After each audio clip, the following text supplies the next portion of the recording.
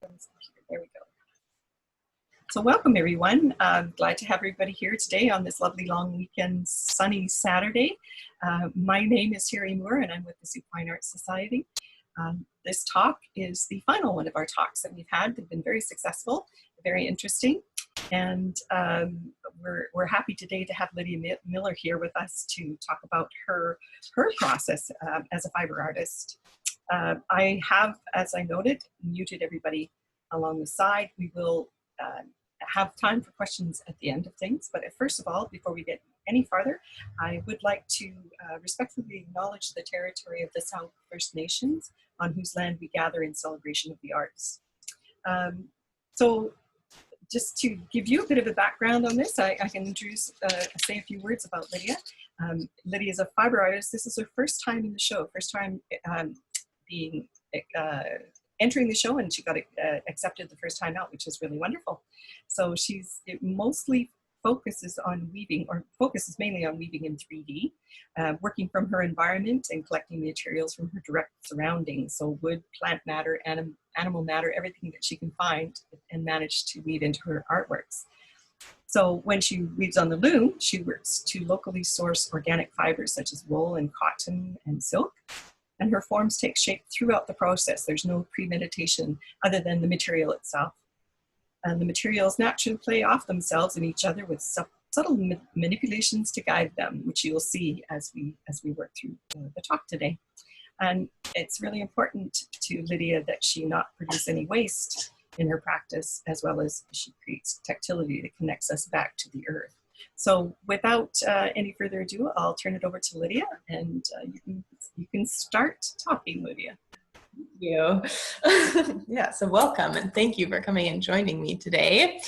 I moved to Vancouver Island almost 2 years ago now, so it's been an exciting experience because I've used a lot of new coastal materials in my sculptures, whereas before I was in the mountains and the prairies, so mostly everything I was collecting was from there, which was neat. So it's been a little bit of a learning curve, but also a very exciting one.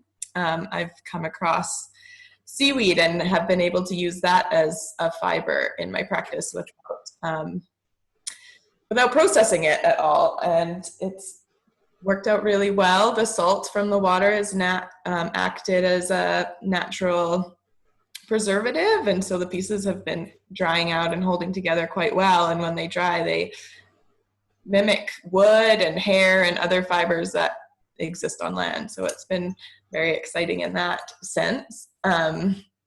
It's, yeah, like I said before, it's nothing premeditated. It's mostly I spend a lot of time outside and walking around, and it's when there's something that catches my eye will be the material that I use. I use mostly wood for my frames in my weaving, cedar branches or willow branches and things that are quite bendy and easy to fold and move. But yeah, it doesn't take a lot. The tensions work really well off of each other, so I just kind of have to bend and set, and the materials are really good at just doing what they want to do and then hanging out. So it's nice. It's nice. I feel a little bit lucky that it's almost an easy process. The seaweed's a little more tricky. So the piece behind me is the piece that I have in the show. And so you can see kind of, I'll move it a little closer, how it's woven together. So it works more like a thread, which is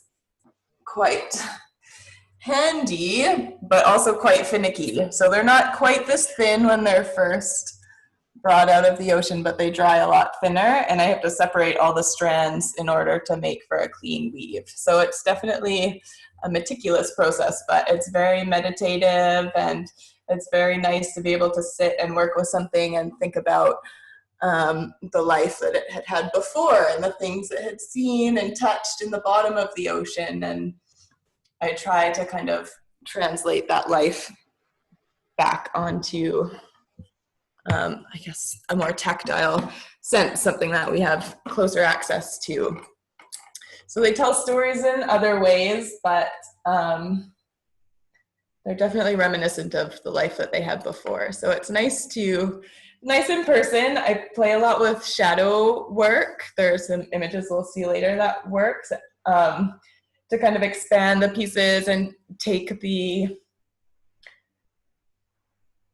ambiance, I guess, a little bit further. Once they're lit up and have the shadows, you're quite immersed in it. So it's almost more of like an underwater feel where the light is kind of limited and the shadows are growing around you, and they kind of create their own characters in that sense too. So they're quite nice to see live. So we'll keep our fingers crossed that we can do that next year too.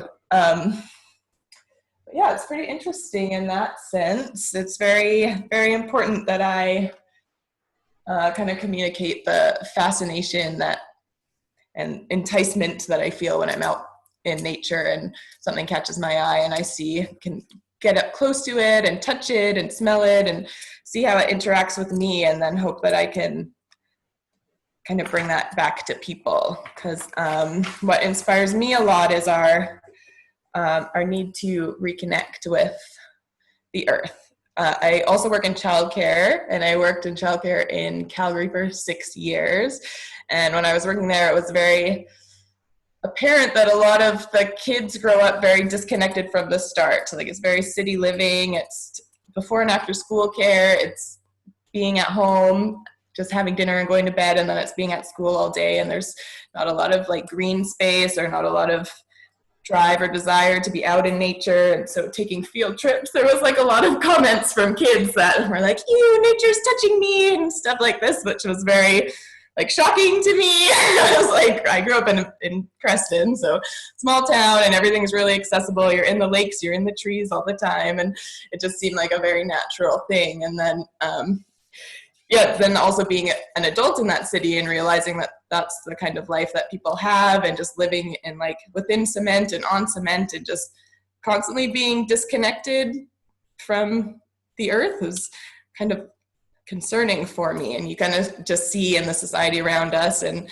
how it's very driven by our capitalism and consumerism that the resources that we need and have are kind of just being exploited and taken for granted. So a lot that drives my sculptures is hoping that people become refascinated with nature and understand its importance and the balance and how every life has its place in the ecosystem, right? And just taking one out of there will make everything kind of unravel and fall apart. So that's a lot why weaving is such a good tool for me, because it's very metaphorical in that sense, right? Where every thread is important and we all have to link together to stay connected and keep our cycle of life flowing smoothly. And just that reminder that we are no greater or no lesser than the earth that we live on and the animals that surround us. So yeah, that's basically my process and inspiration into these kinds of works. And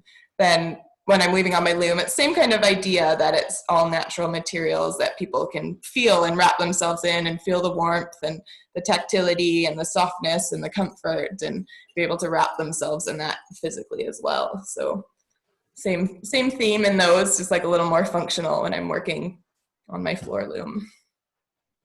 So yeah, basically that's the process wrapped up. Can we show a couple of the? Sure. Okay, so there's a quick video of the process, kind of a funny angle, but it's the best I have. And then there's just a couple close-ups of the thing. So bear with me while we get this going here. See if we've got that. Full screen. There we go. Is that what you're seeing? Is the full screen? Yes. Okay. So this is the first of the pictures.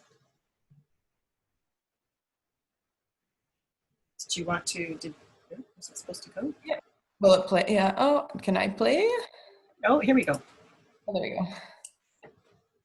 So it's a little time lapse. So it'll be kind of hard to see, but it's a little explanatory of the work that goes into it. So I collect the seaweed from the beaches and separate them all into strands. And then I set up my weaving frames that are usually made with wood and also whole kelp, because you can kind of manipulate that into a basic shape. And then when it dries, it's very strong and very wood-like.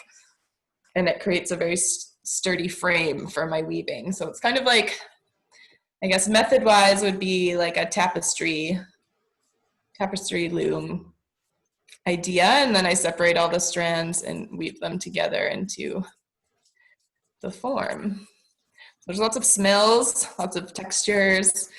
It's really exciting and fun to be immersed in as I work. And the salt also crystallizes too if there's enough water left in it. So I think it'll show that on a couple of the pictures, but it crystallizes into this beautiful sparkling white substance on top of the kelp usually, which adds like another lovely element to it when it's being lit with the big lights and shadows. And so I've worked mostly with this one here. It's red algae. It's kind of a generalization. There's a few, I was trying to find one exactly, but there's a few that look kind of alike, so I can't pinpoint the name in fear of getting it wrong, but it's a red algae that grows, and I can usually only harvest it off the beaches in the autumn. So I'm not actively working on any of these sculptures right now, just because my materials aren't there with me. But yeah, basically. That looks like the end of that little video. Is that right? Yeah, just that little clip there. Okay, great. I'll go into the next slide. Oh, wait. There we go. This one's a different piece, but it shows a little bit of how the shadows kind of add that exaggeration. This piece is currently being shown in Castlegar at the Kootenay Gallery there. And we do have a link for that show too. So if you'd like to see more of these sculptures, then you can please feel free to go and check out the show online there. I think it's up until the 10th. But yeah, you can play a lot with the light, and it kind of just adds the grandeur and the ambiance to them and create some interesting shapes in the back, which I really appreciate and people really respond to. I get more comments about the shadows and how they project than the pieces a lot of the time, which is nice. We'll have those links put up on the site after the show. Yeah, and then the next two, so that's just a kind of a better close-up of this piece. Kind of, you can see a little more of the weaving structure in the top left there, and then some of the strands I just like to let loose and hang, and they become almost hair-like after they've all drawn out. So when I had a different studio space a couple months ago, which was quite small and kind of enclosed. So when I had all of those pieces in there, it was this very witchy air that everyone commented on as they came into my space, and they're like, oh, it's very witchy and cave-like in here. But it was nice to be immersed in and added for a nice atmosphere. And then the next one might show, so here you can see, I don't know if you can zoom in, but if you can on the right hand side, all that white there, that's the crystallization of the salt.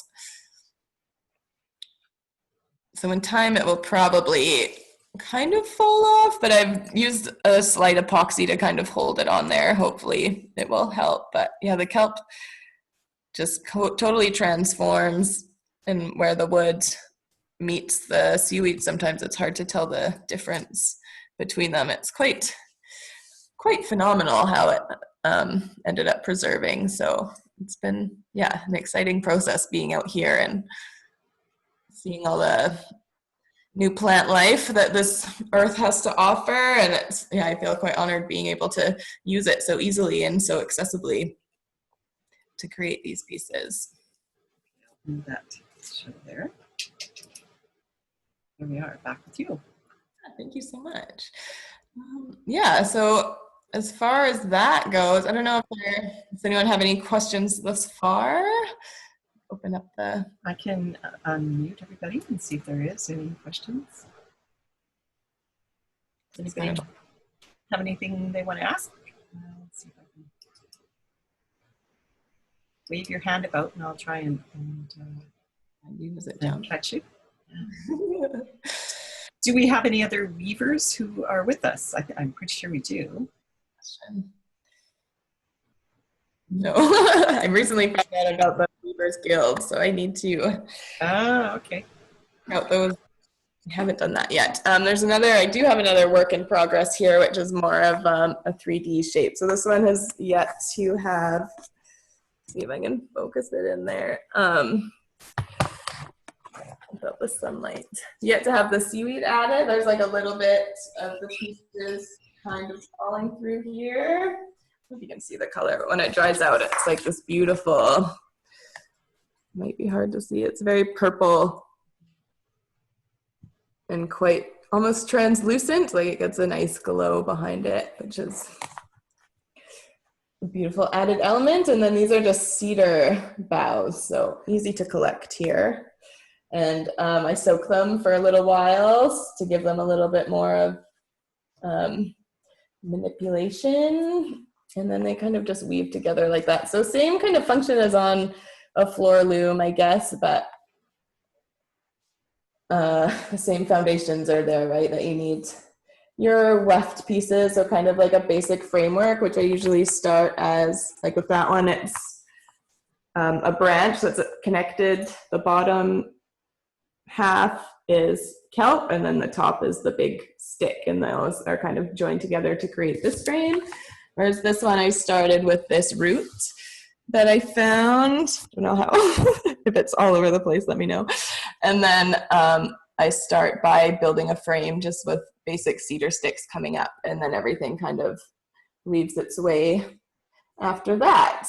I try to create some entry points, so there's very linear, obviously, so your eyes are following it, but then there's also like big gaps, so you are able to kind of explore it and go inside and see it from all angles. So it's a good one to see in. So Lydia, I have a question. So you're now on the coast and you're using seaweeds and things like that to weave into the forms that you've got there. What would you have used when you were living in the interior and on the prairies? In the interior, it was, well, in Calgary when I first started these, because I only had access to the city mostly, I ended up taking things apart that I would buy. So like natural materials like bamboo that they had made into blinds and stuff, I would buy the blinds and then take that apart. So it was kind of like organized collecting and reinventing, and it worked really well because it kind of reflected that like contemporary, like minimal feel that you have in the city, right, where everything's very just like basic and what you need, and the lines were quite organized and quite straight. Whereas being back in the Kootenays, it was same kind of, so lots of cedar, same kind of idea, and flax. So one of my friends is a farmer. I had huge bales of flax that I took just raw and kind of would spin into like a rough rope, and then use that to kind of build the sticks and their integrity in there too. Just trying to think of those ones that are off the top of my head. What else I might have used? And then I think it was dogwood, that red, that kind of reddy, yeah, the long ones. So I used that as well. But as far as like fibers go, nothing really matched the seaweed like this, like well prepared and ready to go. So that was a neat comparison. But do you use any other types of seaweeds just other than that one that you mentioned there, that's sort of the hairier kind? Yeah, the red algae and the kelp, those are the two main ones that I've just been exploring with thus far. So hopefully I'll have to go see different beaches along the coast and see if different things wash up, because it's kind of just what's there ready for me. It's nice. Sometimes I'll find pieces of rope, but I'm still a little bit eerie about using materials that aren't natural, because I do, and in the end, like want something that's going to break down and return to where it was, and not, take up any extra space after its time here is done. So yeah, I try not to, because I have had lots of comments like that. Well, like, why don't you use like reusable materials, or like all the trash that's found on the beach you could use? And yeah, but it tells a different story once you start using things like that, right? And taking up the space in that sense. But yeah, I like to kind of give them a second life after they fall into the ground and or washed up on shore, and I can kind of take them and reinvent them and have them living another, I guess, just kind of an afterlife story through their sculpture. So with your seaweed, do you like dry it and then clean it, or what's your process for, you keep it quite natural, but I don't imagine you can work it when it's dry, right? Oh, no. No. It's so wet, so I have to pretty much scoop it up. I bring it home in the seawater so it can absorb and like get as much salt as it can, and then I have to pull it and I have to use it all at once, because if I try and leave it overnight it starts to like rot and smell, and it's really unpleasant. Okay. So it's a very immediate process then. It is, yeah. So that's kind of why it's important too, to try and take as much as I need, and then if there is stuff that I end up don't using, then I'll take it back to where it came from. But it has to be done fast, and then I kind of keep my room, it has to stay kind of humid but not too much that it starts to break down, but I'll have just like a light fan over top of it after it's all in place, and then it dries out and the salt kind of locks it into place and it stays strong. So quick. Yeah, thanks. Immediate. Thank you, good question. So you mentioned that that you expect the pieces to return back to the earth. How long does a piece like that typically hang around for? How do they last?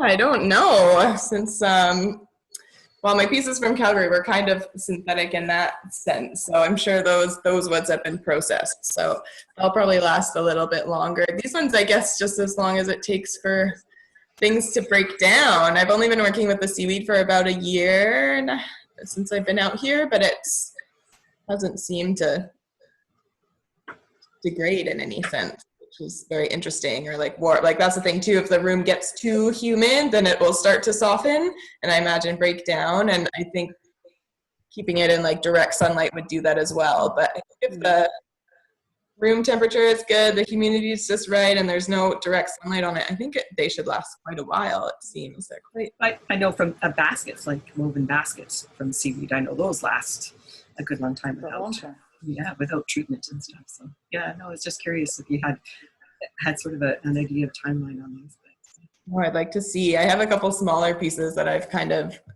I think, kept for that reason. Like this one here is just a and the red algae. And that's a little bit smaller. So that one would probably be a good test piece to keep around and just see how it does against the tests of time. And this is, you can see here, it's some of the algae that I collected for this one had already kind of started to degrade because it changes from this red to like this yellowy color. And I didn't expect it to hold that color when it dried out, but it did. So that's kind of neat that in its different stages you can get these kind of different tones. They're changing. Along with the shadows that change all the time, the actual material itself will be changing somewhat. Yeah, exactly. So that's kind of interesting to watch too, and just again making those relations of our time here on this earth and how our different environments affect us and break us down. And that's another one too. This is the very first one I did. So this was my test piece when I initially got into using these fibers. So this one's a lot more of like a solid woven structure, and then just on a little root that I found, I think, at the dog park. So that's nice. So it's interesting to see. I am anxious, obviously, because I don't want them to break down quickly. I don't think that they will, but I am curious to see what that kind of timeline would be like. As it goes, they seem pretty happy though. So is the weaving, is that the process that you initially were drawn to in becoming an artist, or were there other things that you tried first? No, I hadn't really thought of weaving in that way. I traveled a lot growing up, and we went to a couple places where like weaving was quite prominent, and so I had a couple run-ins with people who were weaving cloth on those huge tapestry looms, and I think Tunisia and in Thailand recently too. That's a huge textile producer, obviously, but other than that, I hadn't really had any encounters with it. So when I went to art school, it was kind of going off. Our program in Creston was small, so we did like painting and clay, and it was pretty like straightforward. So going to art school is very overwhelming, and I was like, oh my gosh, there's so many options. I didn't know what to do, and I thought it was drawing because that's what I knew, but then I wasn't drawing, and like painting was really like weird and biased, like this strange like contemporary field that I didn't really fit into, so that was kind of discouraging. And then in my third year, when I got to be a little more experimental with my electives, I found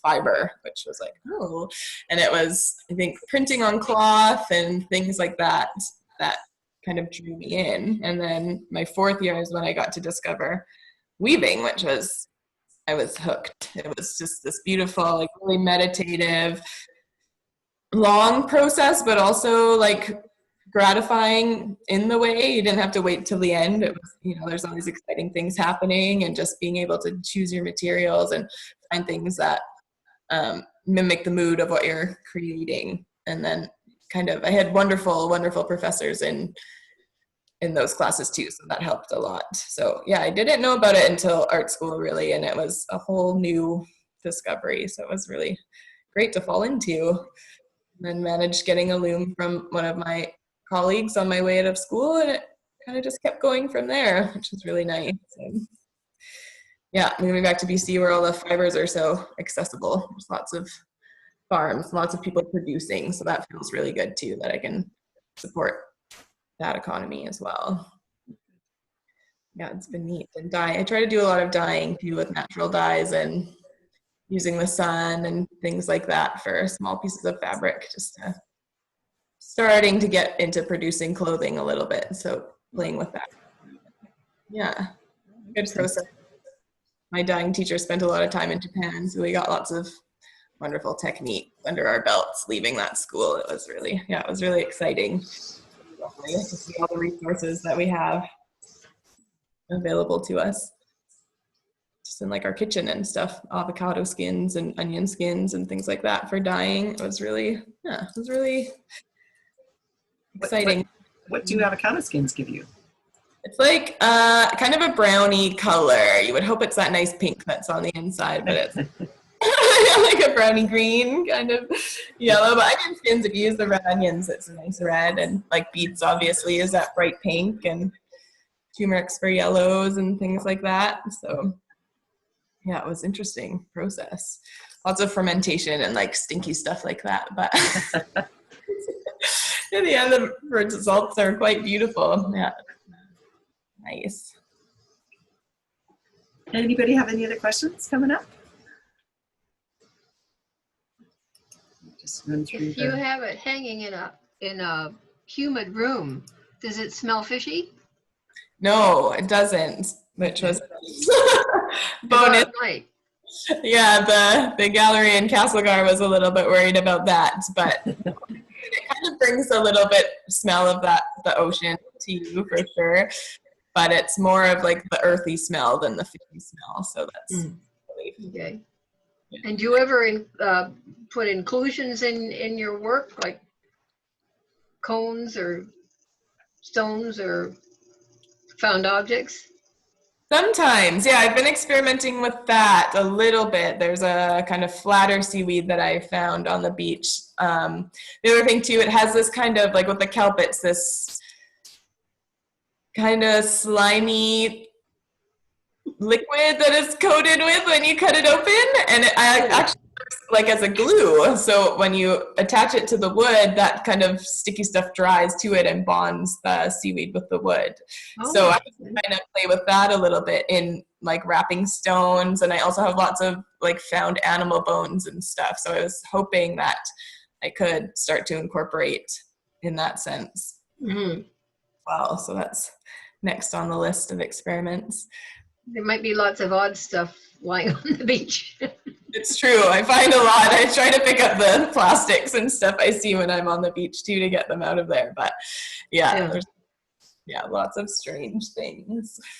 I did get there was a beautiful, I thought I had it hanging up, but it was a piece of rope that was wrapped in like a circle, and then just some bits from the ocean had attached themselves to them and kind of looked like this beautiful dream catcher that was just sitting on the beach. So I took that one home just as a piece for myself. But it's kind of nice to see the earth working in the same way that I do, just kind of like bonding all these things together that it finds. And yeah, it was really neat to find.